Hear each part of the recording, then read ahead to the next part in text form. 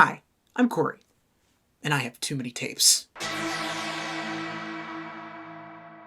I miss thrift stores. I miss the whole experience of thrifting, really. I miss browsing. I miss coming back every week to see what's changed. I miss the thrill of the hunt. What I really miss, though, is that feeling I got when I discovered something weird or worthwhile in the VHS section. A long-forgotten hand-me-down kids' tape or Sunday school cast-off. And for now, we don't have that, which bums me out. But the show goes on, because of my wonderful patrons, link in the description, BT-dubs, and the Electronic Bay. Since everything's starting to feel kinda deja vu-y here in isolation, it's time to go back to a show I covered almost a year ago. That's right, I found another episode of the Knock Knock Show. I give you The Lion King. Not that one. If this is your first Knock Knock, The Knock Knock Show is a completely baffling evangelical kids show from 1999, produced by the Christian Broadcasting Network and the 700 Club. And if you don't know what the 700 Club is, well, it's that show with the creepy old guy talking about Jesus that you had to watch the last 5 minutes of before Whose Line Is It Anyway came on ABC Family in the early aughts. We follow the inane, sandpaper-voiced exploits of Woody and Dori Belmont, no relation to the Castlevania Belmonts, unless they're here to teach honesty and Christian values to little kids like them, who are 2 to 7 years old and not actors in their 20s forced to wear rubber shirts. It's more Barney than Sesame Street, but it has the zany imagination and inventive visual style of Pee-wee's Playhouse, with a big ol' heaping spoonful of CGI nightmare fuel, with just a dash of some of the worst live-action character design you'll see this side of Lazy Town. It's like a lazy town. I'm just gonna stop, I'm sorry. The episode starts with a door opening to a closed curtain that opens into an animated song that serves as the intro into another song. When you're this far down in a nightmare, time stretches out almost infinitely. We could get lost in here. Honesty. Honesty is what you need inside. 'Cause when you're true and you don't lie, you won't even have to try to have honesty. I'm living honestly. I'm happy as can be, because the truth is deep inside of me. Deja vu. Too strong. It's the same dang song from the last tape. Is this their I Love You or Skinamarink? I guess so. It's insidiously catchy. I reviewed the first episode a year ago at this point, but this song still occasionally floats through my brain. So you're welcome for this terrible earworm. And honesty is just so plain to see that I feel the best and I'm happiest with honest me. The song goes on for a shockingly long time. Also, it's canon that Dori can't whistle. Does this add to the song? No, but it adds to the deep, rich, well-crafted lore of the Knock Knock Show. And that's what we're all here for, right? We are under attack! Ah, Rubber Boy is at it again.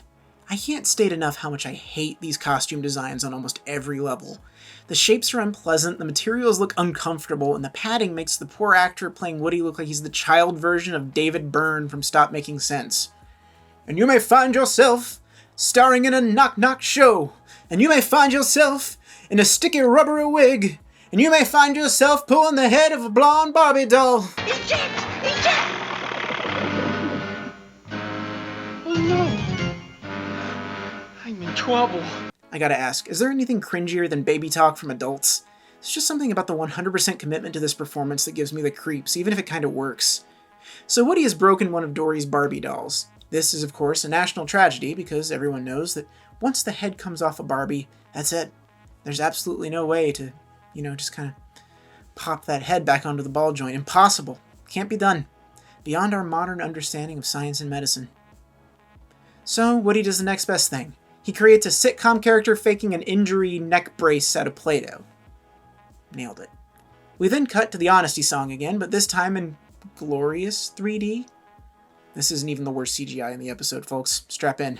Crystal said she's coming over later for story time. Great! See my pretty teacups? The way Dori speaks hits a resonant frequency in my skull cavity that just rattles my insides. I have a physical revulsion to that pitch. I cannot abide the timbre. I feel like one of those monsters in A Quiet Place. I know I made fun of the guy playing Woody earlier, but the way he plays nervously with the truck is uncomfortably spot on.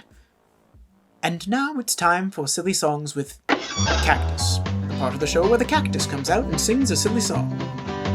Well, who put the color in your eyes? Who put the blue in the skies? Who made the green grass green? To put the orange in the tangerine? Here we have a folksy cowboy cactus singing about all of the different colors and how we should thank God for them. It's a step up from that horrifying gnat counting segment from the Learning Not to Steal video, and it's shorter at least. That being said, whoever did the drawings for this segment needs to have their pencils, pens, paper, and eyeballs confiscated for investigation. Anyway, back to the high drama. The guilt, the shame, the tea! No, really, there's tea. It's tea time. This show is so basic about reinforcing the standard gender roles for kids that the boy is playing some kind of destructive mashed potato war game, and the girl only wants to have a tea party. It would be annoyingly trite if it wasn't insidious. Woody is experiencing increasing agony. His world is crumbling around him, and he's having the reaction of a person forced to listen to a never-ending story from a coworker. He is turning into an infinitesimally small, infinitesimally dense point of white-hot cringe. And then he explodes as we meet a character we didn't see in the last episode that answers a fundamental question I had about the show. As it turns out, these kids aren't unsupervised after all. They're just incredibly poorly supervised by Granny Foley, an old woman who apparently can only communicate in cheap cartoon library sound effects. She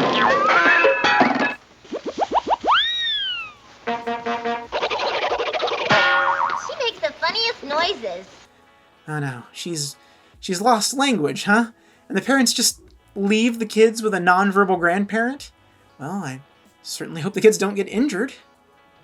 But before we can process the existence of Granny Foley, we're in yet another tangential segment about sounds. Half of this show is a Sunday school lesson, and the other half is, well, filler.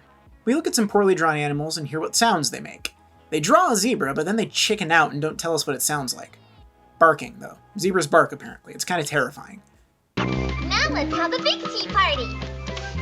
Miss Mary Jane, you're invited. And Susie Q, so are you. And Miss Pretty Chrissy, where are you? Oh, thanks, Grant.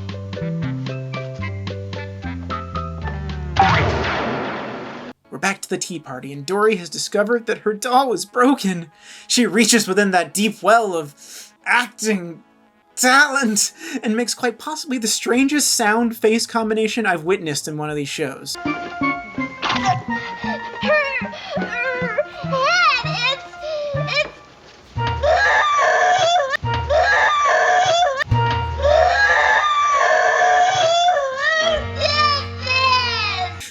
This is my happy place.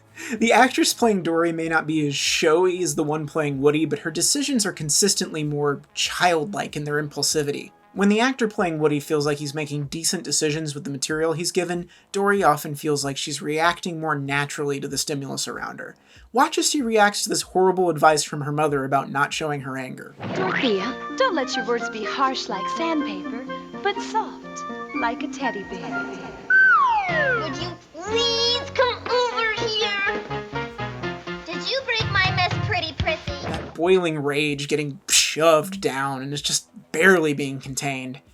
Woody is doing a decent job in this scene too, but he's just playing the one angle, the guilty lie, and it works. It's fascinating to know that Kira O'Brien, the actress playing Dori, is still a working professional actress to this day, and that Dustin Stacy, the actor playing Woody, is a lawyer by trade who still acts in community theater productions. Speaking of Woody, Woody's dad is making a ton of non-sequitur Star Wars references in this one.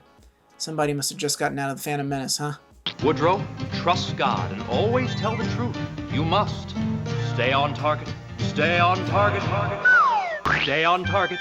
Stay on target. I don't know. What do you mean, I don't know? Did you? Did I what?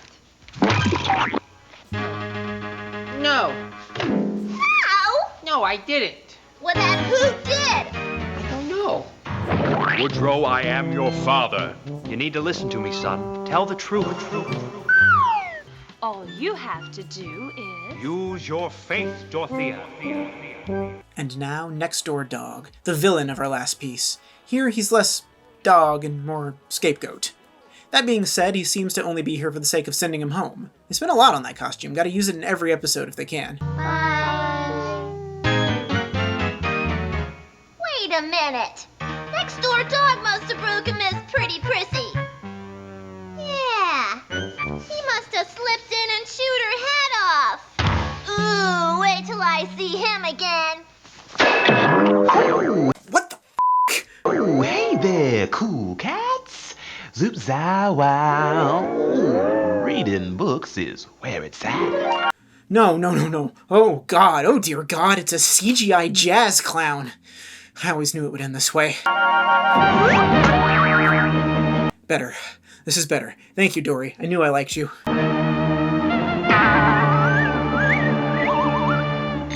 No! It can't be contained. It won't be contained. It's come for us. Run! Run for your life!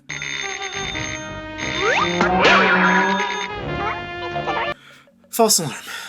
But now we're in a symphony of some kind of nonsense right now. I'm not entirely sure what's supposed to be happening here.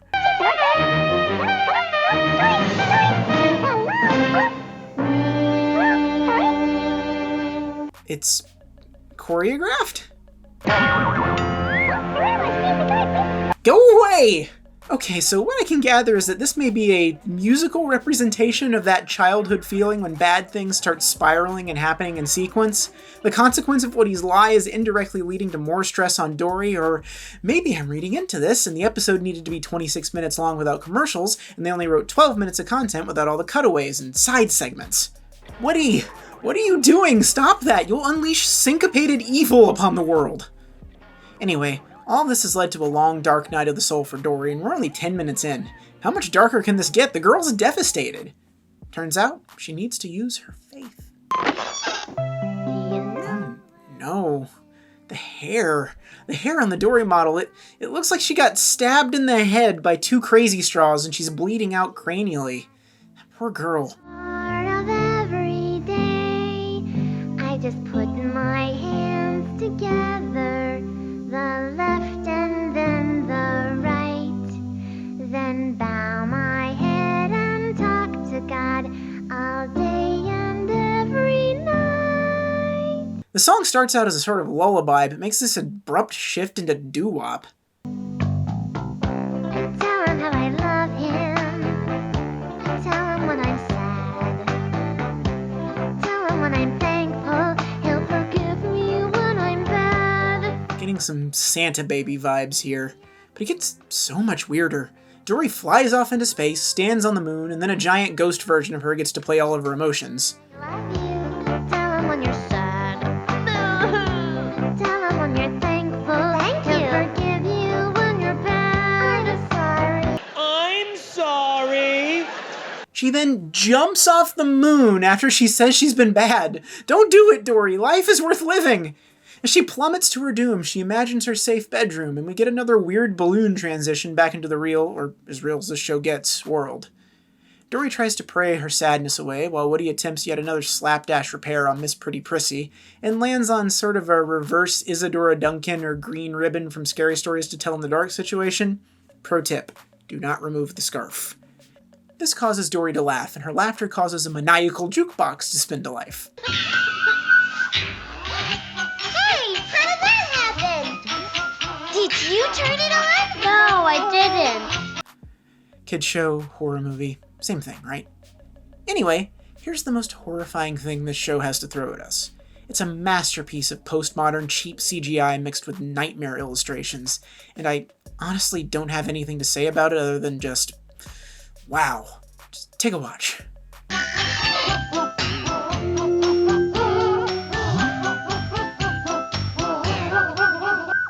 Now laughter, it is something that starts down deep inside. It starts to bubble up to tickle, a something you can't hide. 'Cause when you start to giggle, it turns to a guffaw. And then when you get going, it sounds like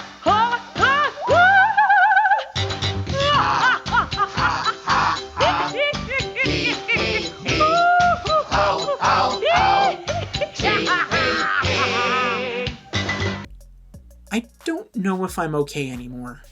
I feel unsafe. Alrighty, so the next big chunk of this show is the extended Bible lesson. It's kind of boring, so we'll recap. Doctor Who pops up for the sole purpose of saying that it's important to tell the truth, and there's an animated segment that covers Peter denying Christ 3 times. The animation here is a bit better than the first episode, but not by much. We then get another take on the honesty song, bringing this episode's count up to 3. Woody asks God for forgiveness while Dori tries to unleash evil onto the world again, and succeeds! Well, this is it, folks. The day of reckoning is upon us. We shall all be punished for our sins. Or be read a story, one of the two. Whew. Yippity skippity dippity doo. Yippity skippity dippity doo. Come on, you try it. Okay. Yippity skippity dippity doo. Ooh, nifty. Zip bop shabam. Hoo-hoo. Now, let's read. Thank God, he's just gonna read us a story. Nothing horrifying in here, it's all... Under God's big top lived a juggling clown. No, worse clowns! What is the art style of this show? Why do all the illustrations look like they're bleeding or made at a bad airbrush t-shirt station from a Six Flags in the 90s? There's just no shortage of clown misery in the Knock Knock show. Kids are terrified of clowns. Why are there so many clowns? The basic story of this is that the clown is made fun of, so he runs away, and then he finds animal friends that like him for who he is, so he goes back to the circus, and he's happy with them. So, yeah. Always tell the truth, kids. Moral of the story. That was great! Let's thank Story Clown. Thanks, Story Clown. Zippity bam. Ooh, well, all right now. Happy to do it, kidderinos. Thanks for nothing, Story Clown. Back in the Hell Dimension with you. Woody finally admits to breaking Miss Pretty Prissy, and things kind of work out okay. We get some final sage wisdom from their mom. You know what Mom always says. Dorothea, Woodrow, lying is like drinking sour milk. Don't do it. No good. But when you tell the truth, it's like a fresh, cool drink of milk. How good. This message about honesty was brought to you by the Milk Council. Milk is truth. Milk, milk, milk. This message was also brought to you by moms. Moms, look, we're trying to impart life lessons here, and they're not all going to be winners. Dori forgives Woody, which may be the most unrealistic thing in this episode.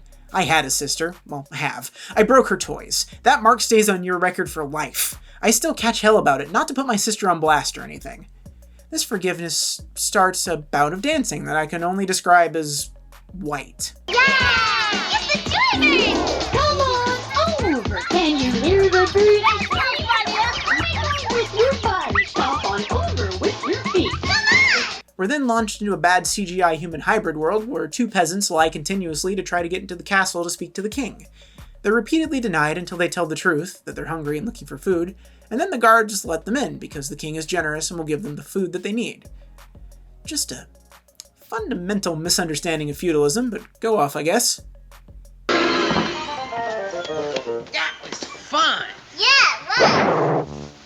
You know what? What? I feel better. I mean, I'm not sad or mad anymore. Thank you, God, for helping me. Sometimes when you tell the truth, And make things right. it might cost you something. But you do feel a whole lot better.